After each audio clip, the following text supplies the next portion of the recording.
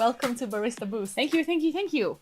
In this video, we are deep diving into all the important things that you have to think about when you're changing the settings on your espresso grinder. This is what we call dialing in your coffee.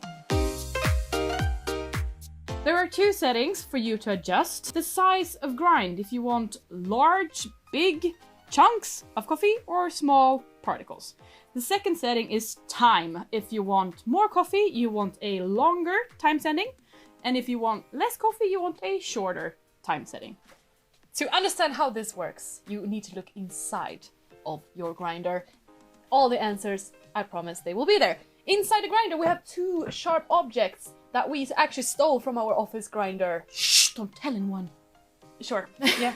When you grind your coffee, they are actually rotating against each other. Or more specifically, one is rotating against the other. So when you're changing the grind setting, what you're actually doing is adjusting the space between them. Yeah, so for a fine grind setting, what you want to do is get a small number. If you want to get a larger size of grind, you go the other way for a larger number. On some grinders, it says coarse and fine, and that's really helpful. Otherwise, you just have to remember small, large. This is true for every single one of these discs. We have others, you could have a bigger one, same principles. And then you can have really effective ones, big ones, where you have this mountain, I would call it. She will rotate, and this one will be on top. A really great method, yes, to calibrate your grinder from start to finish is we have a 5-point method. Step 1.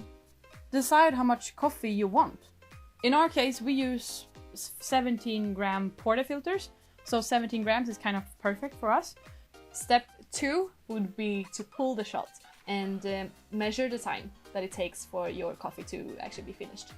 Step 3 is going to be like, if you have a long brewing time, or if you have a very short brewing time, you're gonna want to change the grind setting to get the perfect time.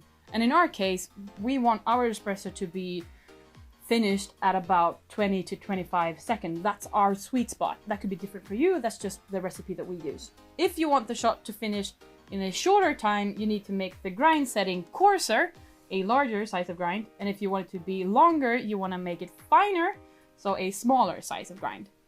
With step 3, you need to do step 4. Step 4 is to waste 2 shots of espresso that is pre-grinded inside. Yeah, because there's always gonna be some coffee left inside your grinder. And you want to make sure that all this is wasted before you get the new size of grind. Oh yeah. Step 5 would be to adjust our dose on our grinder. And on this grinder, you have a button that you hold in and a little twisty thing that you turn. And this is how you change how long the grinder will be grinding your coffee. And it's kind of useless for us to do that before we actually know that we have the correct size of grind. Otherwise, we're just gonna have to do it again and again and again and again. Yeah. Hopefully any of this makes sense. I mean, it's actually simple if you just stick to the steps. First, make sure you have the correct amount of coffee in your portafilter to test how long the time is gonna be. So that's step 2. And if you have a too short or too long, or too short or too long time, you need to change the grind setting, step 3. And once you change the grind setting, you also have to waste 2 shots before you can actually do everything again from step 1. Are you with me? I'm with you. And once you've nailed the brewing time, then you can actually make sure you get the right dosing from your grinder.